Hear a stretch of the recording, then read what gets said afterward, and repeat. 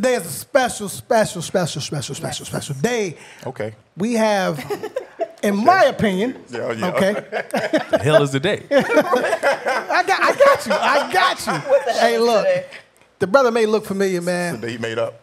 This is Danny Boy, okay? Yeah. Let's be clear. Yeah. All right? Hey, put your hands together, okay? What up? You know, the only West Cityan, if you will. There you go. Okay. West Side, Illinois. West Side, Illinois. West Side, Illinois. Absolutely. You know it. R&B singer to be on the dopest double CD of all time. Oh, wow. Talk about it there. Talk about Okay. it. The dope. Let me just throw some of this shit out here. Shit. My personal favorite, I Ain't Mad At You. Uh-huh. Yeah, clap. That's my shit. What's your phone number? Oh, That's my favorite. Yep. Picture Me Rolling. Picture me rolling. Yep. Yeah, absolutely. Heaven Ain't Hard to Find. Heaven ain't hard to find. Let's Yeah. not forget Do or Die's Nobody's Home. Yeah. My favorite. Rest in peace, Talk Johnny about P. it. Oh, Talk wow. about it. You know, Thank you, man. 97, I listen to that song every day Oh, while shit. indulging in flammable vegetables. You know, What? flammable vegetables, you know. And I've never heard a voice do what you did with your voice in my R&B lifetime. I'm not jocking you, but I'm telling you what the fuck it is, you know. the way you and Johnny P hit the hook up, unbelievable. Thank you, man. Unbelievable. I appreciate it. Thank you. Wow. That's dope. Now, Danny Boy. First of all, Danny was just saying Danny Boy is just weird to me. I'm just gonna. Why? That's my name. I know, but a birth name. I like You don't like Daniel? Daniel, DB, Daniel. yeah. Who the hell name is that? I just can't say D. The pause. You know what I'm saying? Like that doesn't work. That doesn't work either. Much, man. No, but okay. So there's a thing that we do, right? So we are all vocalists, Oh, shit. and we sing. You don't say how good, though. You say we're vocalists. So we sing on the corner, right? That's what we do. You know, Okay. sometimes we croon on the corner, right? Okay. And we're looking for a new lead singer, to be honest with you. Okay. We're signed as a podcast, but we're looking to do something as a group. Okay. The podcasters. Yes. There you go. Yes. So I would like for you to join in on what we're about to do. Oh, if you don't okay. mind. Okay. Wow. So, Here we go. yeah. It's about to go. Now, just so you know, I went in the studio and replayed this shit. No, it's dead ass. You know what I'm saying? I went in the studio, replayed this shit because I don't want to get flagged and I want my motherfucking money. You know what I'm saying? Okay. So let's just run it. Hold on, let me. Okay. Yeah. Don't worry about it. Hold on. You know what I Yo, mean? DJ. Yeah. Y'all just talk. Y'all just talk it up. You know what I'm saying? God, I'm Y'all so just talk it nervous. up. Don't worry about it. I'm waiting to hear this. Fuck all that, man.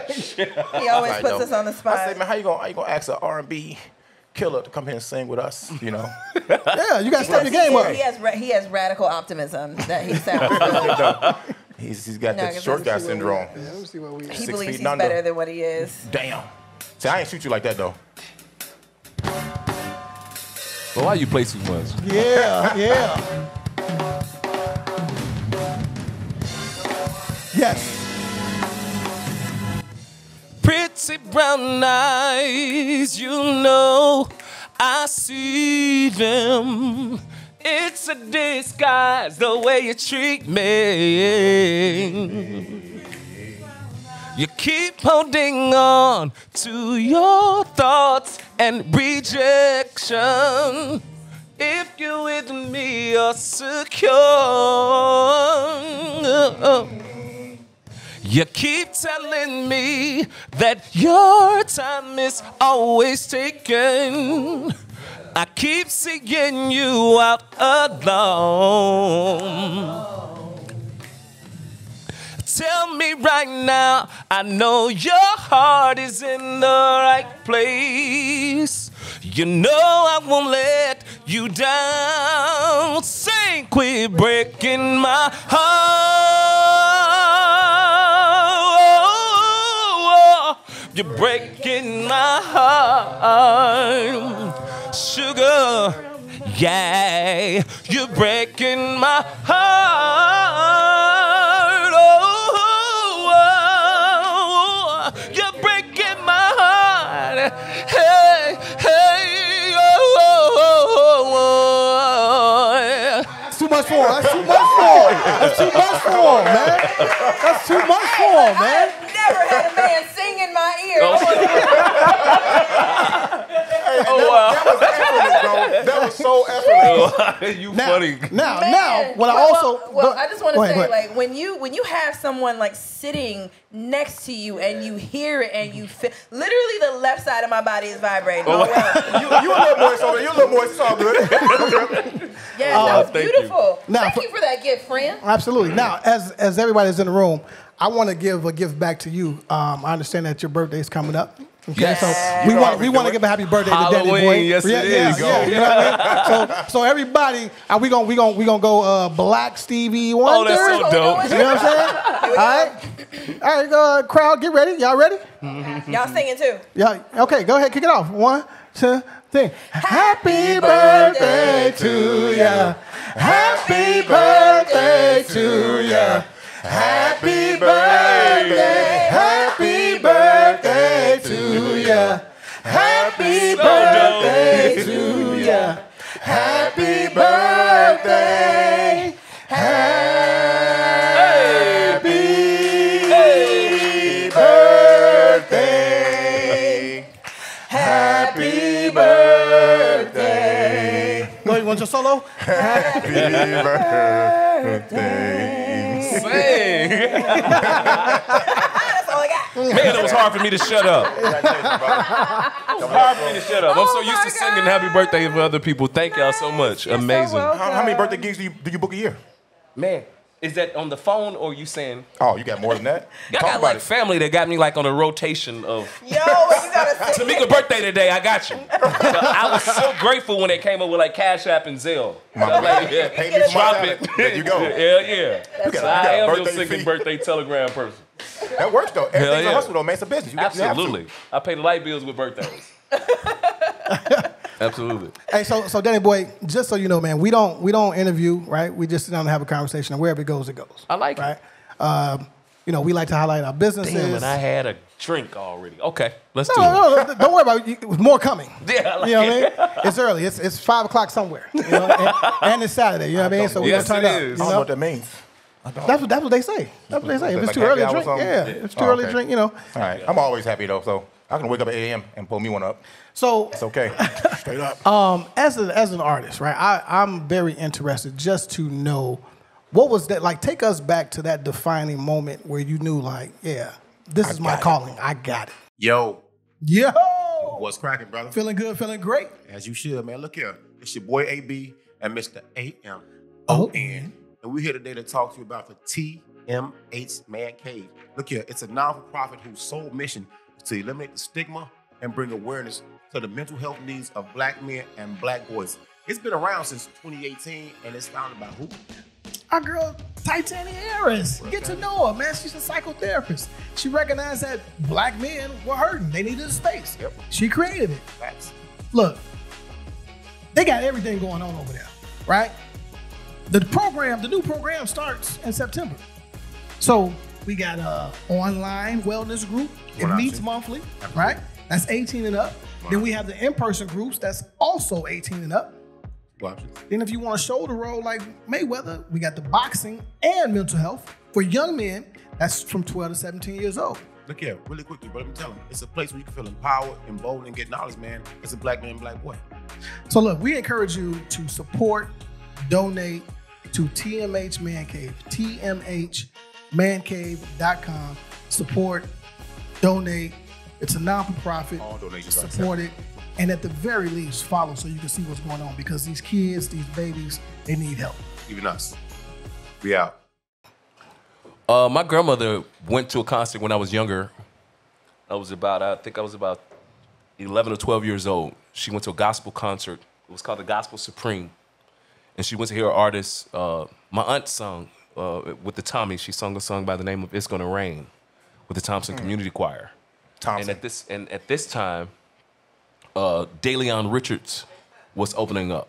Got it. And DeLeon Richards sung a song, If Anybody Asks You Who I Am, Tell Them I'm a Child of God. And my grandmother just came home. And I remember my grandmother coming home and she was like, ooh, she was on the phone. Ooh, that girl knows she sang. Oh, my God. Don't do her voice like that, on man. the phone. Everybody got on the phone. That's all my grandmother talked about.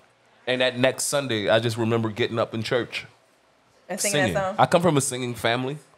So it was, I mean, you know, it's pretty cool because I was always able to watch my aunts and uncles rehearse and stuff like that. But after I sang in church a couple of times, I kind of knew that this is definitely what I want to do.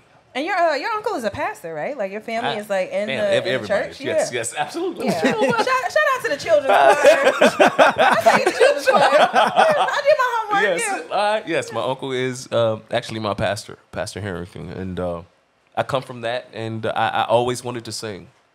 And, yeah, I got into singing. We used to sing really ratchet songs in church. Yeah, I think so too. Yeah, so if you break the lyrics down, it's crazy. Well, here's my favorite. Like, so this is a bit of call and response. So when I sing, you sing. All right. All right. You ready? No, you can't get to heaven. No, you can't get to heaven with a mini skirt. With a mini skirt. No, you can't get. Oh, you went to Church of God in Christ. With a mini skirt. No, you can't get to heaven. Yeah. That's Church of God in Christ. No little flirt. I don't know. And all my sins are washed away. What church did you go to? Cathedral Missionary Baptist Church. We're done. We're done. Wait a minute. So nobody checked whoever put this nappy head song. No. Nappy roots, nappy head holes, none of this. Nobody check anybody? No. Man, look here. No. Sorry, though. You know, a lot of your churches, we have a lot of inappropriate songs. Facts. These are facts. In church that the pastors kind Everybody's face was so disappointed. Okay. Yeah. So I get it. Well, don't shame me. Nah, I get it. I got baptized. You still go to that church?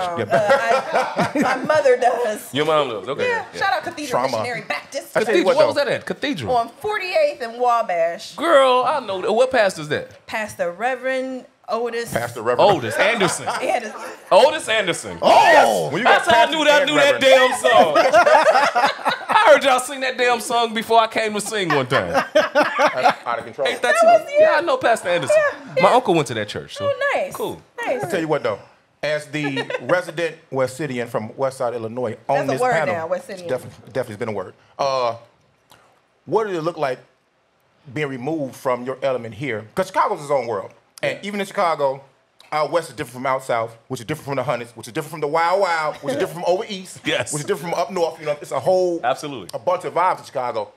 What did it look like? How did it feel being removed from here, your natural element, and being taken to the West Coast to become, to continue on the path of who you were becoming? Because out west, you hear a lot of glory stories about cats making it from the South Side, and South Side got a lot of fucking talent. It's huge, you know, you can't deny that, you know. So when we get a glory story from out west, we hold on to it. That's why I'll tell you about Matthew later on, but don't worry about it. We got Isaiah Thomas right now, and we got you. Oh, wow. You know what I'm saying? So how'd that feel, and tell us about that. Being a West Side baby, born and raised on food stamps when they was in the books. Powder, yeah, right. Before Link. Still had powdered milk. You said before, yeah. Before Link. The cheese. And the peanut butter came in a just to have that opportunity. Right. When I first arrived to California, the palm trees moved me. Just the sightings of, I felt like I was in a movie. But what I learned over the years out of being in different places and traveling in different places, Chicago gets so much respect. Whether it's a different country or city or state. It was like being away from home, and I was grateful. You know what I mean? You know, we from the middle. Absolutely. So, you know what I mean? We can kind of adapt to the West Coast or the East Coast. It was like being at home. But I was 15 years old. It was kind of my first time being there was watching somebody get knocked out on the live. I was going to ask you. I was definitely going to ask you. A live show. When did somebody try you? Oh, they never tried me. And it's not that I was tough or anything, but when I went to Death Row, I went with some guys that was pretty reputable in the city. I didn't go with no guys. They didn't. When we left here, I was used to. I come from church and I come from my family, but I was always blessed to be around. I don't know if it's a blessing. Right people. I don't even know if it's a blessing now that I think about it. I've always been around some street niggas. Yeah, it's all good. It's all good. I've always been a church boy, but I've always been around street niggas. Hey, the arm of the Lord ain't always, you know, the arm of the Lord ain't always right. A couple of people sometimes, goddammit. So I've never, you know, when I left here, it was like, you know, I was comfortable. Because I knew I was from around some dudes that was, Chicago's a tough city. Facts. And if you can make it here, you know what I mean? When I was 15 years old, by myself, alone, like the label that took me out there, the guys that took me out there, Shorty Capone, they left me there. And That's some Chicago shit. Go figure. Yeah. Right? Did you miss the snow? Oh, hell no. My man, it took me time when I came back. Even when I came back, it took time to get used to the snow. Clearly you got on layers right now. It's not even that cold outside. Yeah, it's cold as hell. I'm cold right now. Shit, it's hilarious. That's more than enough, though. What high school did you go to? I went to Orr and Crane. That is so trash. Yeah, before it is. You a survivor. You a survivor, dog. I went to Orr and Crane, and then I went to California. What school you went to? What Orr, man? A lot of y'all. Okay, all right. Wait a minute. All right, so if you want to know, what's the Crane Bulldogs, right? Hold on, I want to hear these other schools. The almighty Lane Tech. Let's be clear. You know it. Yeah, there's only one high school. My mama sent me up north. Yeah. That's all y'all. Look at y'all.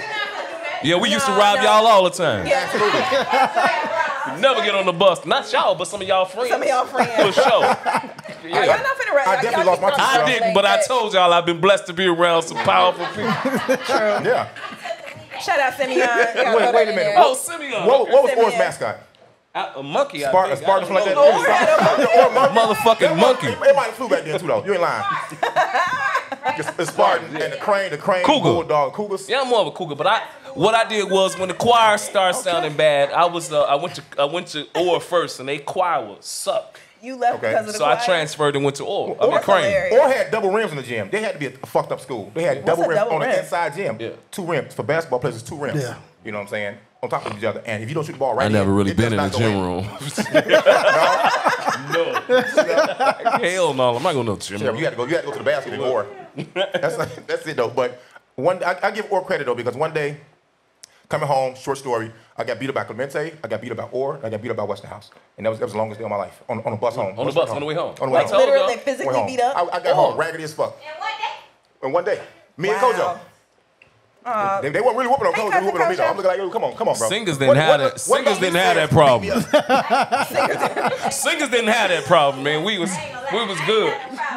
Man. I had my little choir roll with me. We wasn't going through that. Yeah, Y'all was singing and fighting? No, wasn't no funny. It's like motherfucking Barney. Hey, don't get it twisted The now. There Soul was some Circus. singing, fighting motherfuckers in the choir now. Okay. They knew not to mess with us. Yeah.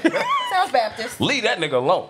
That's all right, though. That nigga gonna start crying and praying and fighting. Fuck alone. You confuse everybody. Yeah. That's He it, said though. Jesus and hit me. I rebuke you in the name of Jesus. Yeah. I was rebuking niggas with my fists and shit. You had to. Yeah. You so Chicago. So at 15, 16, when you out in LA, right, doing the absolute most. Wow. What Right? are you doing at 15 years old? No, on Death Row? like it's no secret, bro. You was Trash getting in. ass dog. Look at him. Yeah, can you imagine all us walking up, licking out of somebody's I cup just- and just keep walking? Yeah. Yeah. He thirstiest one ever, though. Hey, bro, that's not all for you. Damn, he thirsty. That's all right, though. All right, forget him. But like you didn't have a chaperone, you didn't have anybody out there watching you outside of the label. You took or care you of you? just like who took care of you? So my mom was really sick. She passed when I was 16 years old. Condolences. At that time, she thank you. She had suffered a few heart surgeries, but my mom always supported my music. My mom, my grandmother, and my dad. And when I told them I was going to California, my mom was with it. And my grandma was like, "No, he don't need to go. He church Sunday." I love your Don't do a grandmother. Brady voice like that, man. Because my grandma didn't even sound like that. I know my family gonna be looking at that. Who the fuck was that? Yeah, don't do her like that, man.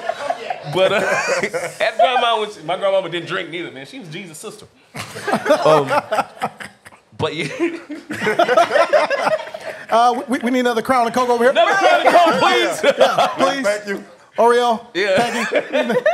Need another. What was the question again? Shit. At 16 Who's down looking out for Cali. you? Like, Oh, yeah, what's so- scary? What the fuck was you doing? Who was watching Yeah, you? so nobody was watching me. And why was you out there like that? At 15 years old, so when I went there, I actually signed a contract myself because my mother had 7 strokes when she was pregnant with me. Oh my God. And I was what was called her proxy, so I signed for her. Okay. And when the contract came, when Death Row offered the contract, I think it was $375,000 that they offered. They definitely the robbed crook you. the crook that took me out there. No, it was good at that time. Still got $375,000, never having a deal. It was the dude that took me there. It wasn't Suge that crooked me. Okay. It was the dude that took me from Chicago. That's why he ain't come The one back. that dropped you off? That nigga that dropped me off. He was a handler. That was the How did he even find you? Like, Well, what- Shorty Capone, he had a couple artists, Crucial Conflict, another group by the name of Fusky. Okay. And he was behind a lot of artists. And I even with me saying those things, I'm grateful for the opportunity that Shorty gave me. I just didn't expect the person that I looked to like a big brother, especially being young, coming up in the business, to go out and sell me out, so to say, or to not care what happened to a child after they signed to a label. But I'm grateful, man. After he left me, Suge took me under his wings, and I was adopted by him. He was my legal guardian. That's crazy. Oh, I didn't know that. Shit, what could be better than that at 15 years old? Suge Knight, LA at that time. Suge Knight was the president of LA. So you know what I mean? To be So is it safe to say? Not to cut you off, but is it safe y'all to don't stop say? cutting him You off. gonna stop pushing me out the way? No, I'm sorry. I apologize. Okay, but He's so mature, y'all. Look at him. This boy lying to himself over there. So you went from Vice Lord to Blood by the time you got there. I ain't gonna say, I might as well say that. I was more, I was grateful to the person that was taking care of me. There you go. Suge was a Blood, and all of his homies, those are the ones that kind of took me under their wings, and took care of me like a little brother when I was out there. Those situations, they seem to grow young black men up faster than I think any other race I've seen be pushed into precarious or pressurized positions like you were. When you look back now, do you think it affected you being so young, being away from home, having somebody else be your guardian, seeing what you saw at Death Row? According to the stories, I was not there. I was in Chicago, safe and sound. Death Row was a different world. You know what I'm saying? Do you think it affected who you are now as an adult? Dream Deliveries stabilizes quality and access by offering fresh produce straight to the doorstep of the Chicagoland residents that it serves. Being environmentally conscious, Dream Deliveries is consistent in reducing waste by sending packaged, pre-measured fruits and vegetables to households in need and struggling with food security.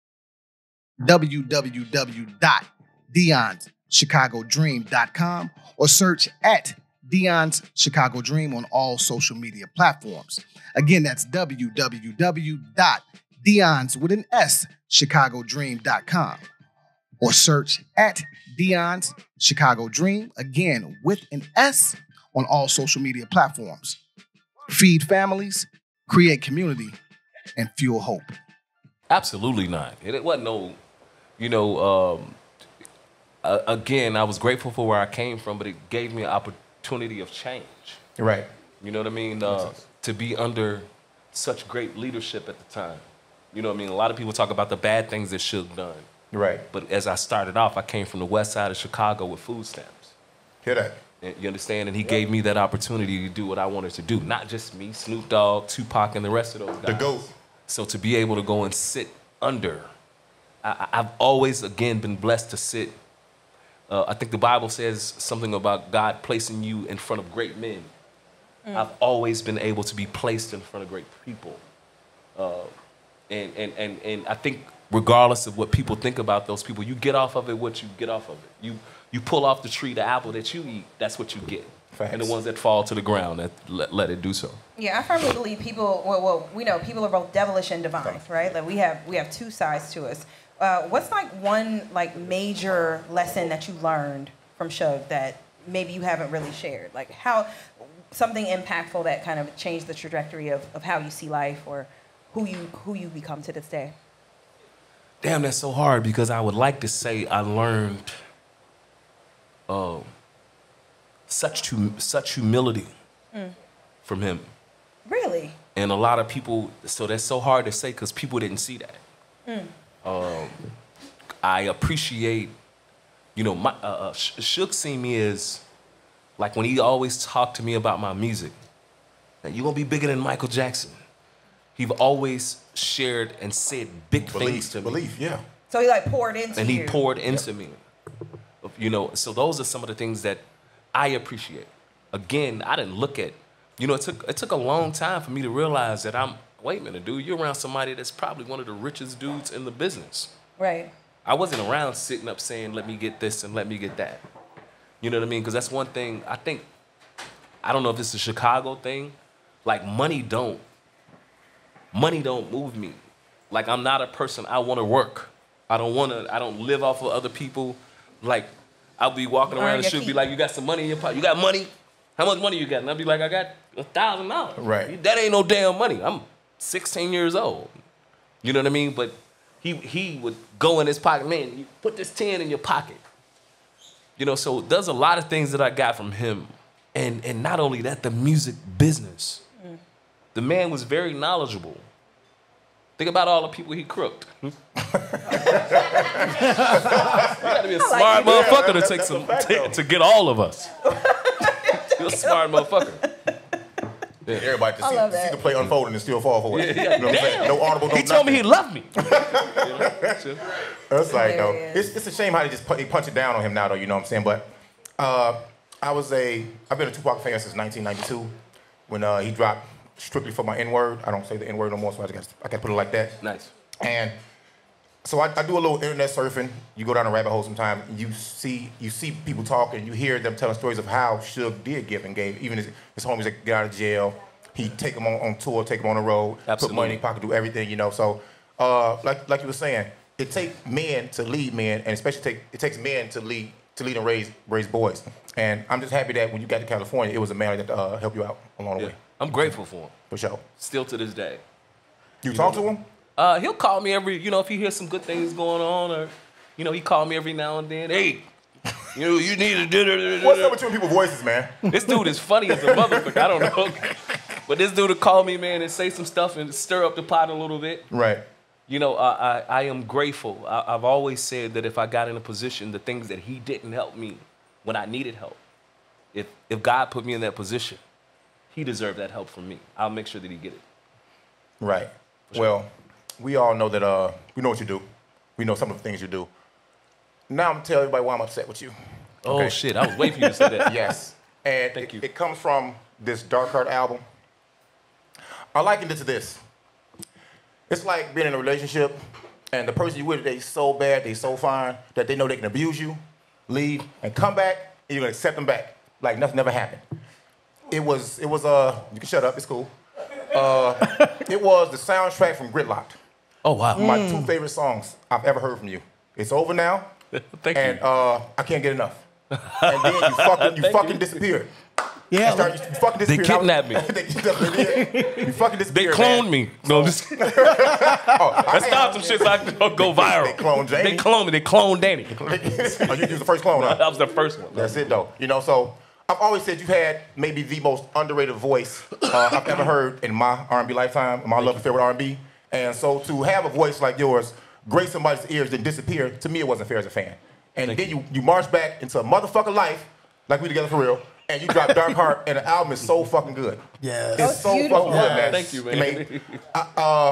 You can go through it. You can go through the album and pick off all the hits, but some songs just jump out at you. And the ones I always play since it dropped, you got first of all, the Black Heart intro is beautiful. I See You. Yeah. If You Were Mine started the motherfucking, the storm on the album. Yeah. Next came this song. Then the acoustic feel from Coffee and Tea, Just Friends, You Went Crazy. Really listen to the album. Yeah, the one that got away. You sang. I think you sang a little offbeat on purpose. I don't know. I'm not a vocalist, but the motherfucker worked. You know what I'm saying? It's me and my little pig from out west. We West Side. We talk like this from out west. Yeah. That's how we do it. This is real love. You know what I'm saying? You got Crazy, which is when he said, "Bitch, you crazy." I was like, "Yep, this is a real song. I got that." Change It, Can't Wait, OD. It's hard to skip a song with this album. So who the fuck do you think you are to leave us hanging like this for so long? Look at my face. Who the fuck do you think you are, bro? You can't do I'm this. gonna behave. This nigga got a strap on. You do, right? Talk how you want, sir. Talk how you want till my people get here. So why do we have to wait so long to get another complete project? I think the last one was in 2010. Yeah. Why do we have to wait so long to get a complete project from you? And did that time away mature you? Did it change the process of how you approach and make music, or what? So to be honest with you, I've always recorded. I went into singing backgrounds to survive. I was singing backgrounds for Casey and JoJo, those whack niggas. You can sing better than that. There you go. Young Casey? This Casey, Okay. Yeah. I mean, and I'm not talking about whack and talent because we know the music that they gave. Yeah. I'm talking about whack and friendship. You fucked up memories. Thank you. Whack and friendship. She like, so Casey, They are who they are, but they're the wackest niggas when it comes to friendship. Facts. Talk about it. I got some of those. That's what I kind of learned in this business. Right.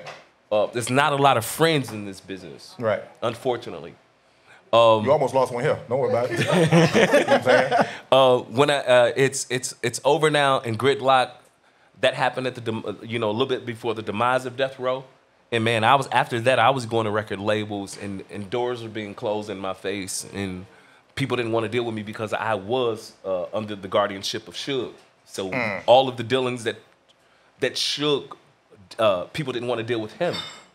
I adopted or inherited all of his problems. Wow. So just naughty by nature, So like guilty by association. I would go to some labels and meet with some executives and damn near change my name. Wow. But when they seen my face and knew where I was from, oh no, man, we good. They don't want good. that smoke. So it was a lot of times that people was good on me. And I'm grateful for the independent label Chicago Creed. Shout out. We got together on this Black Heart album with Toxic. And I named it. A lot of people was like, man, I dropped it last Valentine's Day. And they was like, man, why you calling it Black Heart? Shit, from the shit I've been through.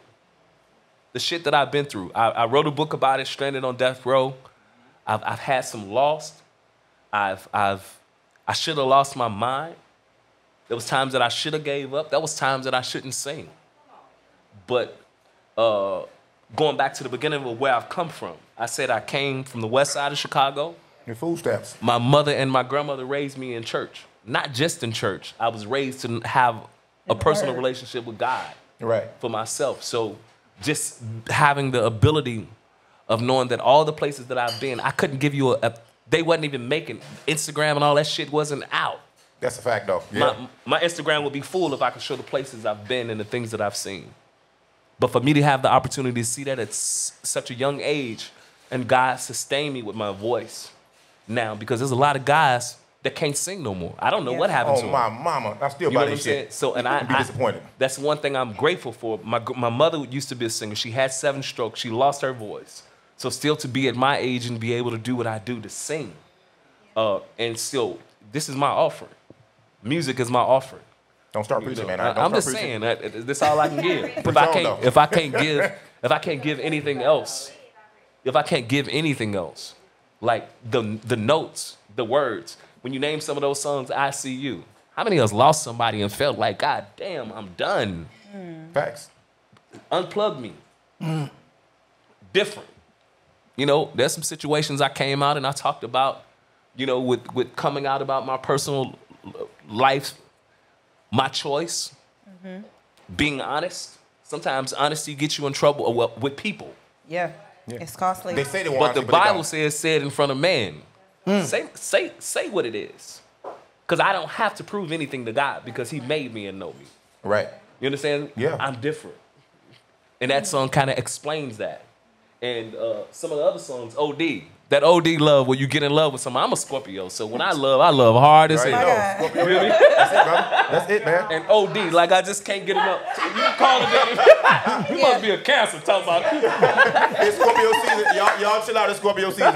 We here now. So I'm so grateful, even with these songs, working with Toxic, that I have. The producer's toxic too. Yeah. Right. Oh, that's so ironic. Right. To have such a round project, you know what I mean? That people are like, it's an independent label. I wish it was a major label that it could get out to the masses, because the response that I've been getting, I'm so grateful for. No, this was phenomenal. It's great work, man. It's great work, and that's what R&B's missing. Thanks. Absolutely. I love R&B music, man. I love singing. This is my ministry. This is my gift. What's the West Side influence on this? All of shit. every piece of it. Y'all hear that, right? You know? Okay. I'm just trying to make the West Side. Y'all hear those, okay? Now, do you write and produce, or you just write? I do write. You know, a lot of people, it's kind of hard to say producing because I can't get on a piano or on a beat machine.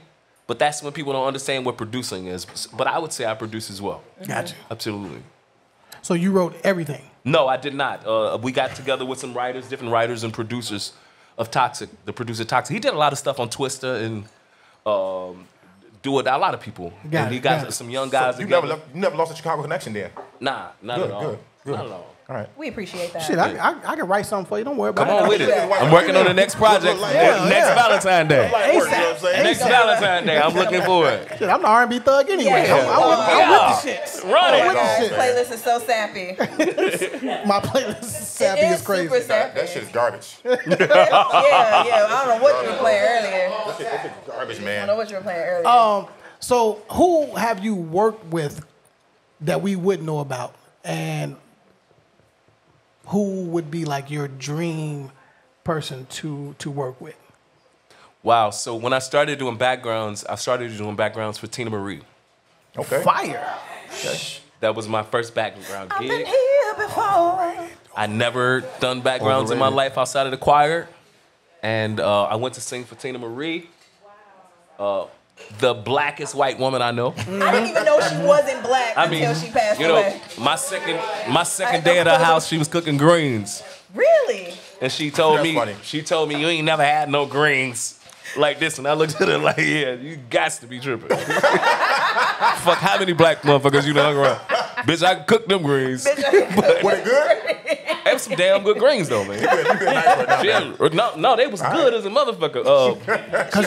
Rick James must have showed her how to cook them motherfuckers. Rick James had to show how to cook them fucking greens. Everybody ain't invited to the barbecue, man. They are not all invited. Rest in peace. She fired me though. Huh? She fired me. What you do? She fired me like I went under the road with her about a good 6 times. Our third rehearsal, Rick James had just got out of jail.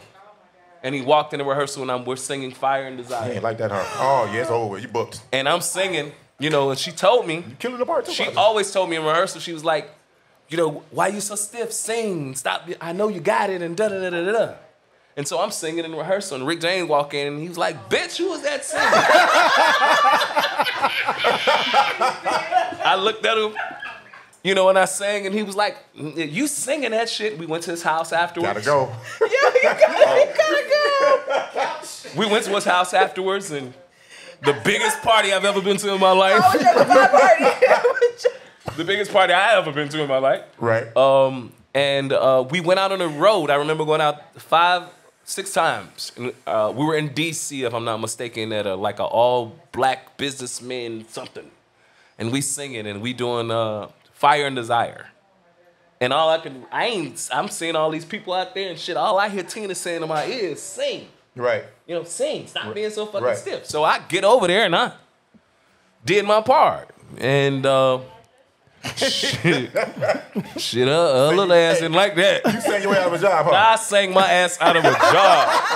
I guess I held it long. I held it too long or It was something. that, yeah. Oh, that's funny. And, That's unfortunate. That's funny, though. How old were you at that Our time? next show, I think I was like maybe 19 or 20. We were on our Wow, next hanging show with was Rick James. Chicago. Really? And I'm excited as hell. hating ass shit, I'm man. telling everybody, I sing with Tina Marie. I'm on my way to Chicago. I'll be there. Boy, I got here. I'm like, she here tomorrow. We here. I'm waiting for call time. It's like a Friday. Oh, my God. Shit, I didn't hear from Still Tina's waiting, people until about actually until after she passed. That's what I'm I saying. heard from them again. So we have. What the fuck did they want? I don't know what the fuck they called me. At that point, ain't no reason for No, it. they was like, we just calling to tell you about Tina. I was, Yeah, okay. Okay, You and these voices I know. are blowing me right It's now. terrible. It's awful. My bad. Hey, so we have an ongoing argument about Blue Eyed Soul, right? No such Oh thing. my God. Blue Here Eyed we go. Soul. Okay, Blue Okay. Eyes Soul. White So- people that Wait can for it. sing. Why people I are saying, know, right? yeah, I know you So know, but- my question is, who's invited to the barbecue out of the Blue Eyed Soul? Nobody.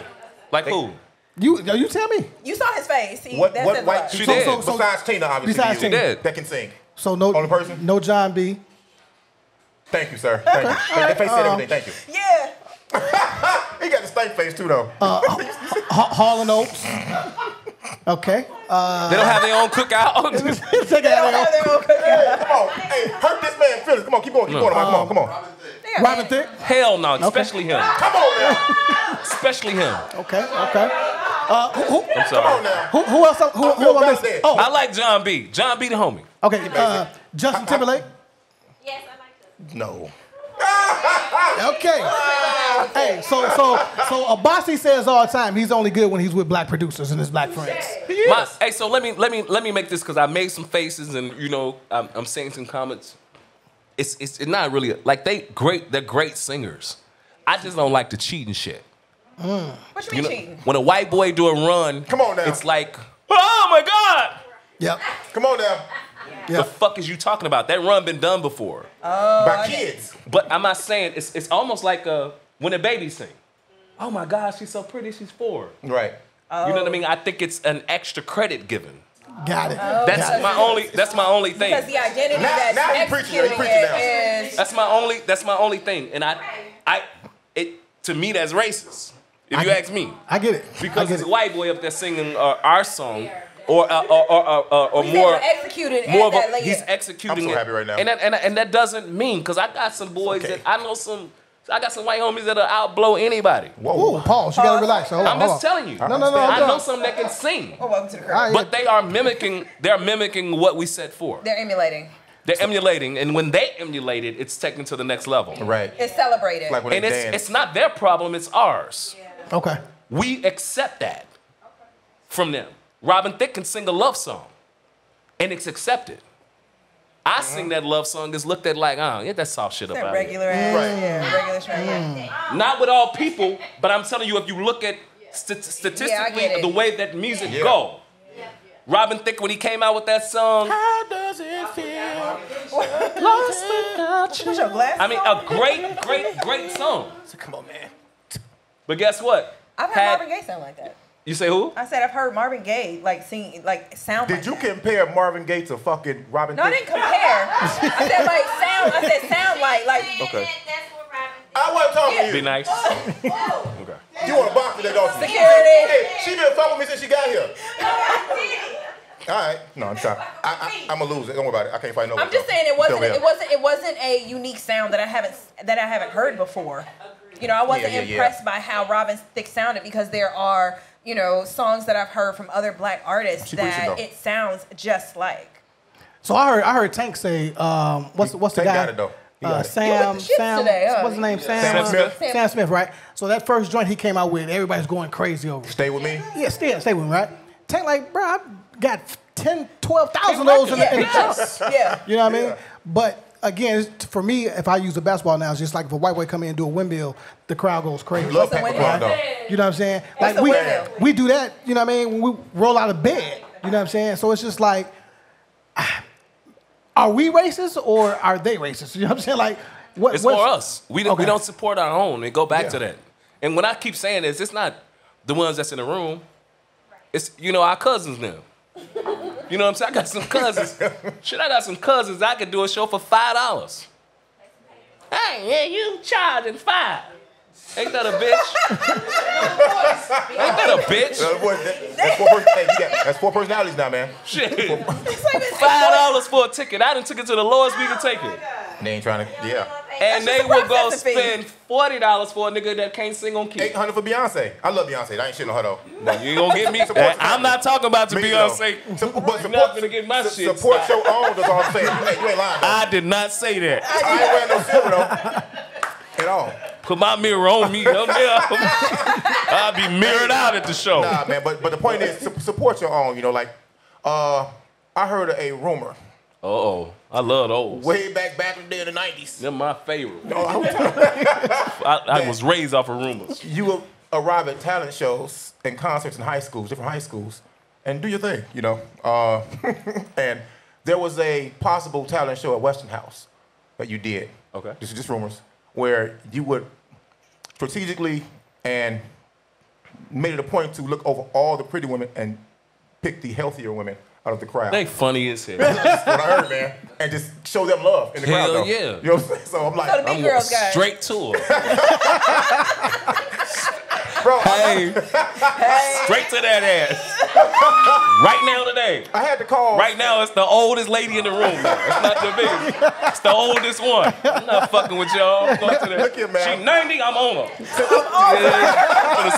I'm gonna sing a blues song. Jello and bingo. Yeah, nah, it ain't, Jello and bingo. You know what I'm saying? After that, that's the after party. But I called several people that, you know, You funny was as out west. hell. Out west is just, and say, man, is this true? Because my mama said, I went to a Catholic school, and I got kicked out because I got kicked out. I ended up north because my neighborhood school was Austin, and my brother went to Western House. He said, nah, you ain't going to Orr. Nah, you ain't going to Cranes. No, all that. We gonna lie about your address and get all this shit. Don't lie about your address. Thanks to my uncle Ike, rest gracefully. Love you, Daddy. He got me into Lane Tech. You know, and I'm up there, and so I missed all my West Side memories. I always wanted to go to Lane Tech, by the way. You should have came, bro. Yeah, you should have came. Yeah. I lived about It's overrated. Green, though. But Western House raised me basketball wise. Western House, the Red West raised me basketball wise. So I had to check people like my man Ray wanted me to tell you how. Right. My man Raymond wanted me to tell you what's up, bro. Wow. He said he was at the Santa Monica Cultural Center.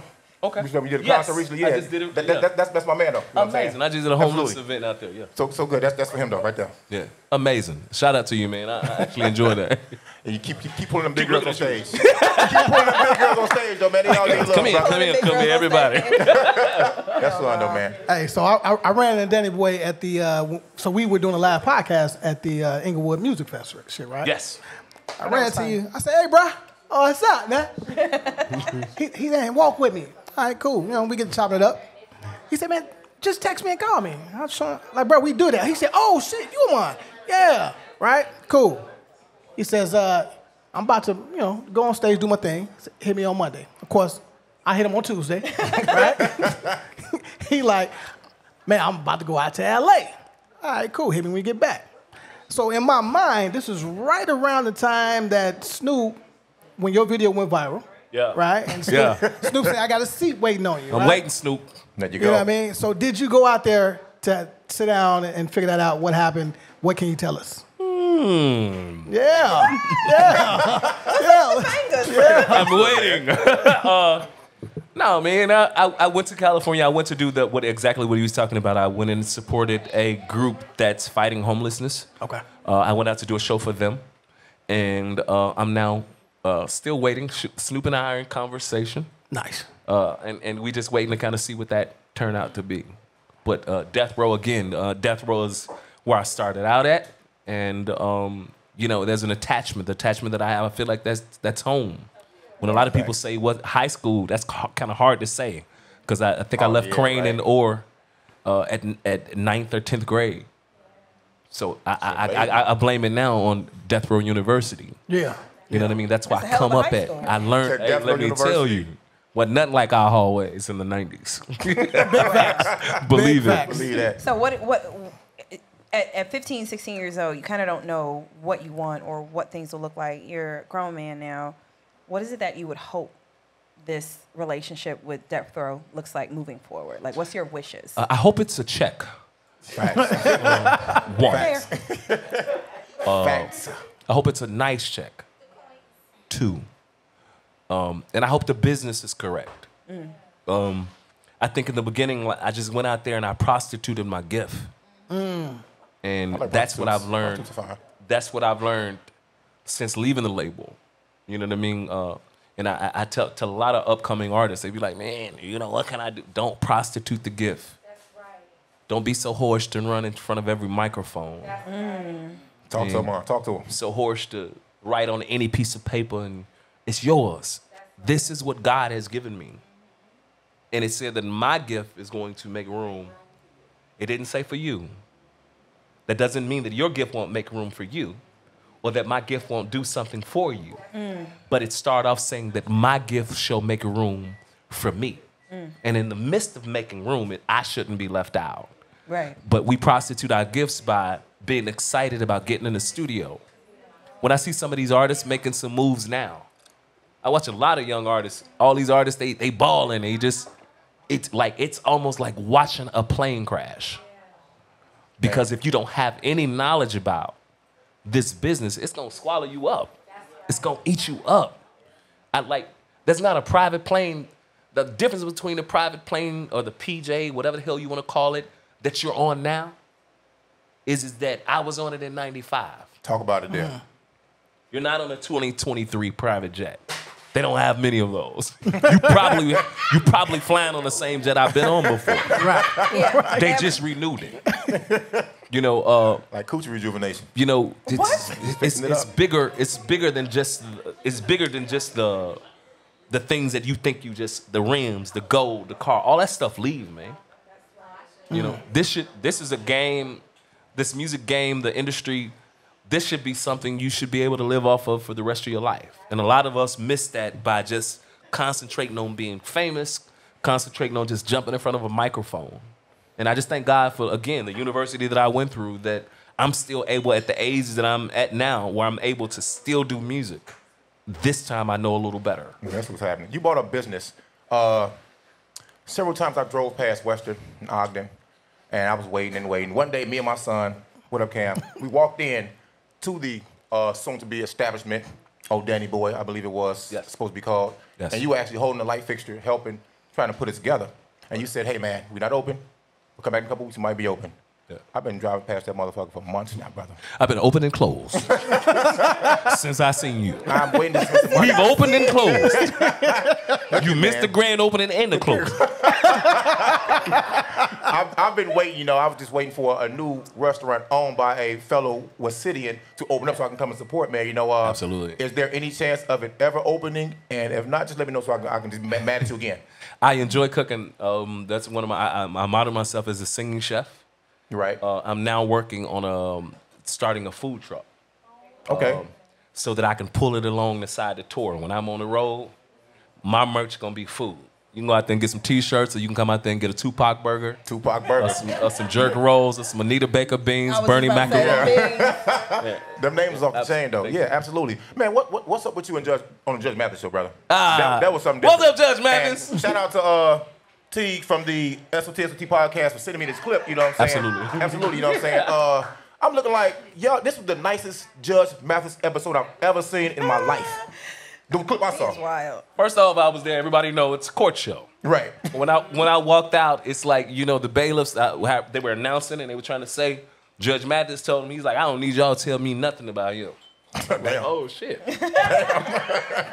He's like, I read his book Nice. during COVID. He said, this is the second book I read since I've been out of school. Damn. And he said the third book. He said, I tried to read, I think it was Jewel's book at the time, Jewel, rest in peace, that was on death row. She had a book. And he said, she wasn't saying nothing. And he said, he was saying everything. That's the kind of book I like. He want an unsung, untold type. Oh, type man, shit. we went in his office. The show wasn't shit. When I went in his office, I got a chance to meet Judge Mathis.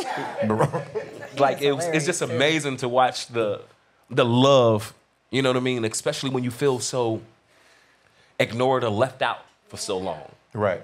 You know what I mean? To carry that, it's like it took a long time to recognize the gift that I'm carrying. And to carry that gift and to sing loud and think nobody hear you. To think that everybody's deaf around you is a hard thing. Right. So when you started getting recognition from people, you know, that you're meeting in this business, or a person like Judge Mathis that all of us watched him for years. You know what I mean? And he telling me, man, you sung it. When he got in the office, I wish they could have showed what he was saying in the office. What was he trying to say? Man, that man was cussing. I bet. Man, you sing your ass off. I was like, man, thank you, man. We gotta hang out. You know, but it was just amazing to definitely be on the show. And when I looked at this segment, it was more like a promotion for my book, I think. The nicest Judge Mathis segment I've ever seen in my life. It was. And did- I appreciate For that it. $500. I kind of $5,000. $5,000. Yeah, I got all of it too. There you go. Thank you, Judge Mathis. All this money too, though. I kind of want to know, how does it feel like going from, you know, being a part of this legacy with Death Row and being with Tupac, and then coming back to life in Chicago, right? I feel like a lot of people, like, we went to school with people that went to the NBA, NFL, and that transition back to kind of blue-collar work or being an entrepreneur can also be a hit to your ego. So what do you have to say to people that, you know, kind of move through life with these peaks and valleys? How have you been able to kind of sustain your passion for music and, you know, acknowledge that, yeah, this is what you would, this is your gift, this is your talent, but you also have to pay the bills? How do you kind of reconcile that with people's eyes on you, knowing where you come from? It used to bother me when I first came back, because, you know, I came back from California. You know, I had a little money, but this was the last that I had. And I started working in a funeral home. Funeral home for a little while. And then I decided to be a waiter at a restaurant called Paget's. Oh, yeah, division. You was on, Hello. man. Hello. You was on that, huh? And I was a waiter at Paget's, and I would have some guys come in that would, you know, when it was time to give them some water, they would click they spoon on the fork and, you know, be like, nigga, bring me some water. Should got you serving water. Da-da-da-da-da. Now bring me some motherfucking water. Funny though, I ain't gonna lie. But the funny part is when I would go in the kitchen and get them some water. Yeah, there you go. What more round would do that though? Chicago Never Petty. be mean to your Chicago goddamn Petty. service. Understand? So yeah, I stuck my finger in most of their water. With your And hands clean some or of them dirty? had, yeah, fuck you. And some of them had dishwater. So Did you watch them drink it though? Yeah, all the time. That was my joy. But that's how it started off. Then I noticed that it was guys that was with their ladies. Fuck them. Oh my God, dumb nigga. Dumb nigga. They coming in with their girl, oh, dumb nigga. Dumb. Her birthday, happy birthday. I learned to use a guy that giving me at that table. That's the abuse of your gift, man. What? Come on, Abuse of man. your I gift. am singing at the table. So, you know, I became the #1 waiter. Oh my God. Take the glasses off. I knew how to take That's so petty. a bad situation and make it good. And then, you know, some words that always run in my mind is my auntie Joanne, she always said to me when I was younger, she always said, consider Do her voice. Don't do it. Do her voice. Come on now. Do her voice. Consider the resource. I never knew what that meant. That's like somebody coming to you that ain't got what you have, don't have what you have, Facts. don't do what you do, don't got nothing, ain't got a man, ain't never had a man, ain't never had a woman, and they coming to you telling you about your life. You don't know much. And you have the nerve enough to adopt what they saying and get a feeling from it. Oh, she was. So hey, I always she had game. consider the resource. Yeah. If you ain't in a good relationship, and I know your cheating ass, and you come to me telling me something about how my relationship should be, I've already put shut the fuck up on your face when you started talking. I consider the resource. That's it. You got to be in a little better position. Do you hold grudges from that point, that period in your life? Like when you see people that behave the same way these people behaved when you were working these jobs? Nah, man, because I used to go back around my block that I grew up on, and they be like, you fell out. They block good for that though, yeah. Man, them niggas ain't never fell on. Facts. There you go. They Talk about it. still there. Talk about it. There you go. Still there. You still selling dubs? Right. For the, I done for fell the- off. I done fell off. I done fell back on. And a fall on again. You know, it's not about what you have. It's not about what you got at this moment. It's not about what you lose. It's about what you do. Let's say, for instance, if you got everything in your pocket now and you lose it, And what you these do? type You payers, gonna yeah, die sure. when you leave here, or you gonna go get it again? Yep. I got the tenacity and the strength to get it again. You better have that. You can't beat me in working. I go sweep the streets. I done been the best singing painter, the best singing Come on, mortician, Danny. the best singing chef. Best singing server. When people see me and they would notice who I am, did you hear what they put in front of it? Oh, that's the singing painter. God still never removed my gift. But I was still willing to do something alongside of my gift to go get it. Yes. I'll clean your toilet without a problem. You're going to pay me in the end. Come on now. That's a lot though. I don't need no gloves. Do no toilet, man. What the you talking about? Goddamn. You can't get me no water I'm now. just saying. I'm just saying because I'm going to get mine. I work. I love the humility. I feel work. like I don't ask. Man, I don't want to beg. I remember times of begging Facts. people that I've helped pay their rent. And they look at you like you're crazy. And they look at you like, I said, I don't beg. I'm not begging you for it. I'll go get it. I work at a funeral home right now. They make a little money. Right, they call me right now. If this phone ring right now and say somebody need to be removed, I'm gonna tell y'all, excuse me. No, Not about it. this show going with you, goddamn. We're going to the funeral home. We're going to finish this motherfucker. Absolutely. Yeah. Hey, so friend of the show, Dave Mays. I don't know if you heard, but him and Suge, they're doing a podcast called Collect calls. Collect Calls. Love it. I told Suge that shit. That's But okay. crazy, right? So, you know, Dave really fuck with us. and he want to talk to you, so we're gonna call him. Yeah, he gonna have to pay. So, I ain't talking to Dave for free. Cool, right? I fuck with it. There you go. Did you have you listened to it thus It's far? funny as hell. It's super funny. It is. right? Shook's funny. I didn't know his voice was so light. Yeah, he funny as hell. No, Yeah, I it's, was it's, kind of taking it back. I it's was hilarious. Like he's liking comments and posts now. He's like, back to back funny though. Yeah. Like it ain't no like he's very charismatic and like Hey, that dude is I can funny. see that. What's up, Suge? That's crazy. I'm about to write him every but day. I'm telling wanna- him all my He ain't gonna business. send you shit. That's fine. That's fine. I just need somebody to talk to. Yeah. I want to talk to you about fatherhood. Fatherhood. Fatherhood. I'm gonna talk to you about fatherhood. One of my favorite things. You know, it's no secret now. You know, you've come out. You know, say what you're doing, how you're doing it, right? Mm-hmm. And You don't want to say the word, huh? Right. I feel really awkward right now. You already your openly- sexuality, openly gay, gay whatever, black man, right? bro. Whatever Yeah, it he is, beat right? around. You know you drink lemonade, but do you drink Coke? You're making it weird, man. All right, Bro, well, just say it, you know, man. all right, whatever, right? Say this shit. Yes, it's okay. You're openly, you're He was on openly. You're death fruity, row, bro. man. He was No, on just death row, dog. He was on death row, bro. He can handle it. Okay. Pause. It's okay. Whoa, you got to relax. Having children, right? First of all, how was that conversation to tell your children, okay, this is what I'm doing now, and how difficult is that? I can't say I said this is what I'm doing now. Okay, well, you What know. none of their fucking business. Facts. Okay, When I came out, I was coming out with a book. yes, And I was concerned. At the time, I think my daughter was 17 or 18, 19 maybe, and my son was about 14, and my other son was about 17.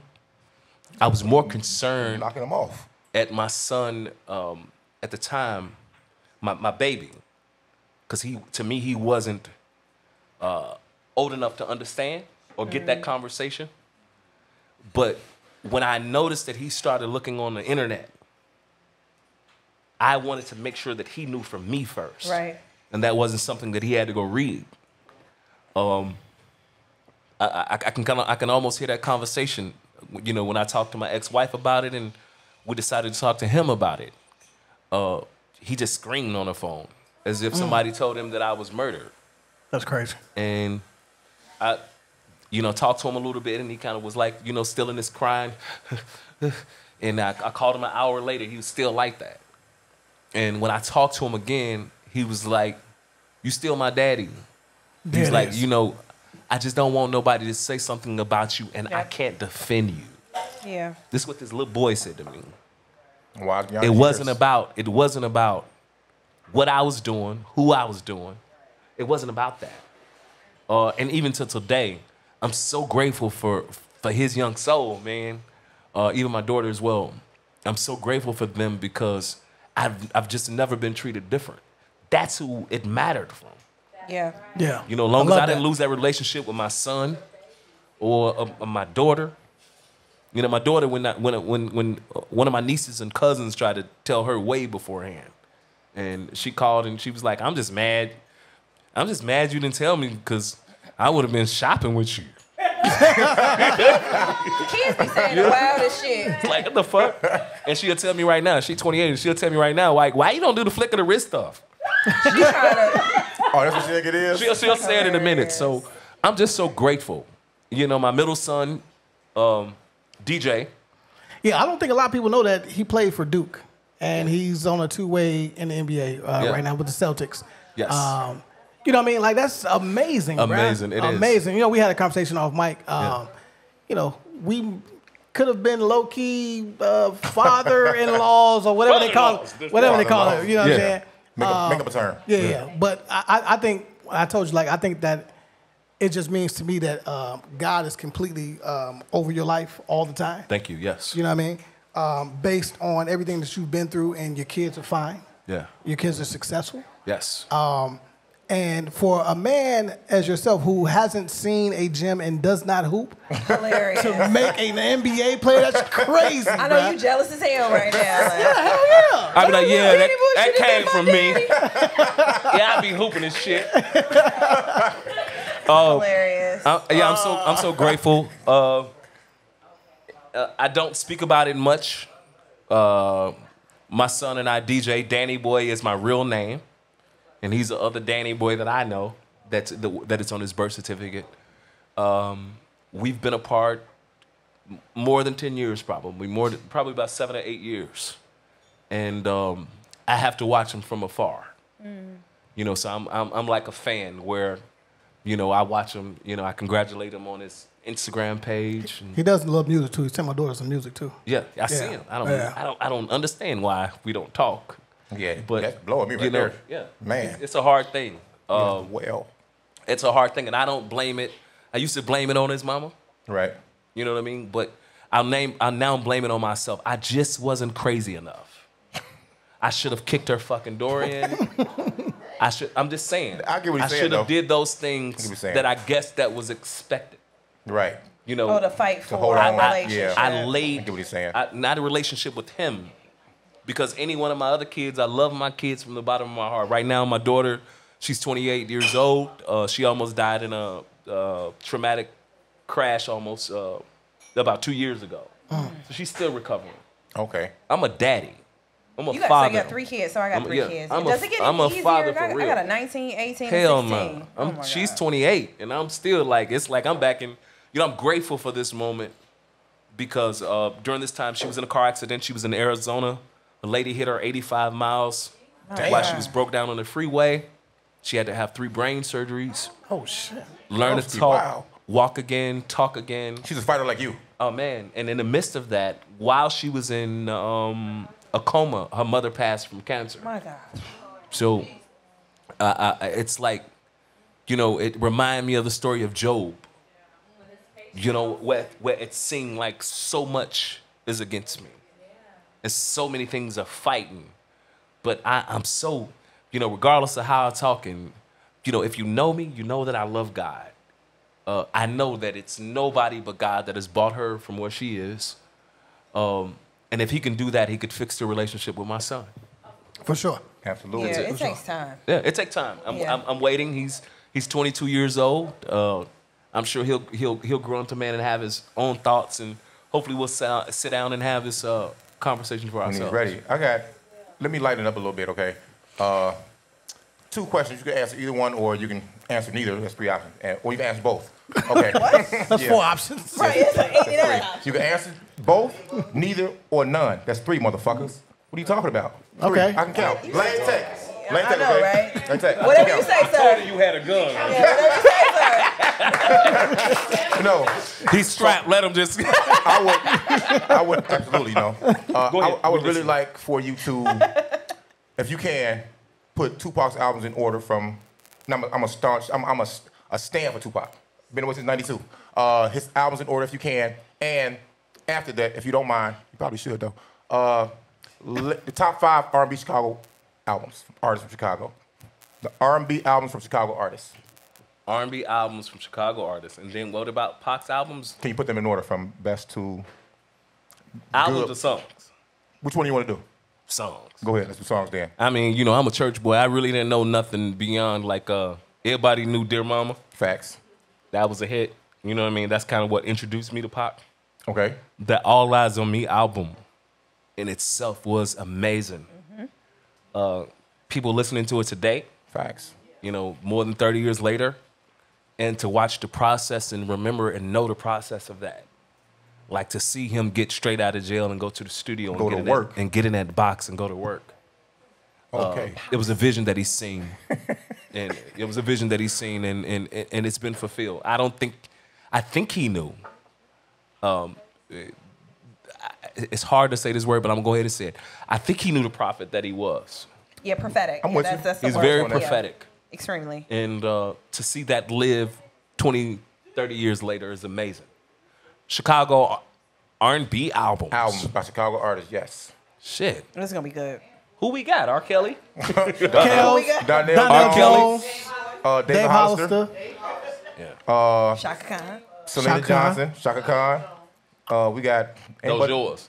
Who? No, I'm just naming No, I'm names for saying, you. oh, okay, I thought those were your list. No. Not mine.